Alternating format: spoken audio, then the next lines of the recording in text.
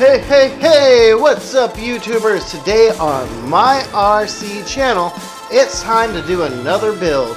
It's been a while since I've done a build, and to my delight, I have this M.S.T. fxx2.0 Sport that I'm going to put together here on this channel.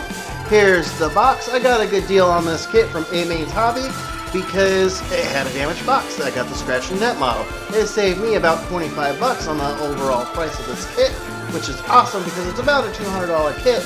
So it really did save a fair amount of money. So opening this box, the first thing I noticed is that everything is very well packaged and very nicely organized. The bags are all separated in their steps and it's awesome. This high quality body with headlight buckets and taillight buckets, but I'm not going to be using this BMW body. I'm also not going to be using these wheels. I have a surprise. In the end of the video, you'll see what body I decided to use on this car. So the first couple of steps are to build the control arms and mount them to the chassis. After that, we got the steering linkage and the servo mounted to the chassis. After the servo, here's just a flyby of all that. The motor mounts in, upper control arms, the motor is mounted. I got a pinion gear on that. It's important to remember that this car, though, can only use an 18 to 23 tooth pinion. Anything outside of that range and it won't function correctly. Well, here I have the transmission, the drive shaft, and the rear end mounted. Here I got the shock towers on. I did have to replace, here you can see that there's two stainless steel screws there. I replaced the self-tapping style screws with machine screws just to keep them a little bit more standardized throughout the kit. Here's kind of how the parts all come for each step laid out in the bags. This is the brakes and the knuckles. Oh, my little boo-boo has lost her square. There you go, boo-boo. Are you happy? Oh, what a cute baby.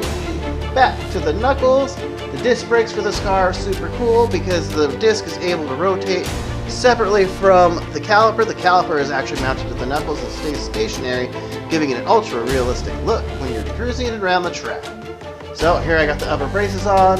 The actual build of this kit's kind of starting to come to a conclusion. So bag 10 is the shocks, and the shocks actually work quite well. Nice and smooth.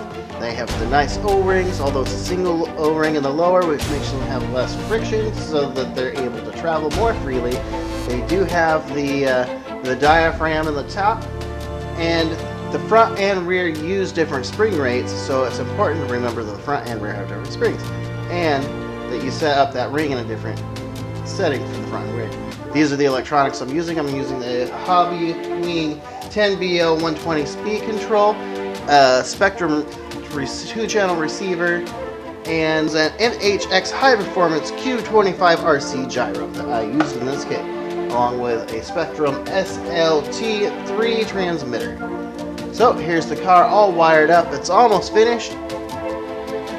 And you know, everything's just better when it spins. Here's the car all finished up except for the body posts.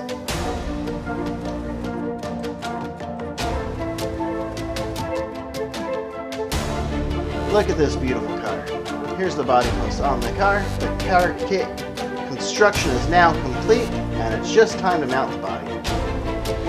Now, don't forget to hit that like button and subscribe. Hit that bell so you get notified when I drop a new video, because in the coming weeks there's going to be a comparison between this drift car and all of my other drift cars, mostly 3 racing cars. So stay tuned, follow along, check out this 1969 Camaro against the drift cars in the collection. And I'm also going to be building the M.S.T. RMX 2.0 kit very shortly.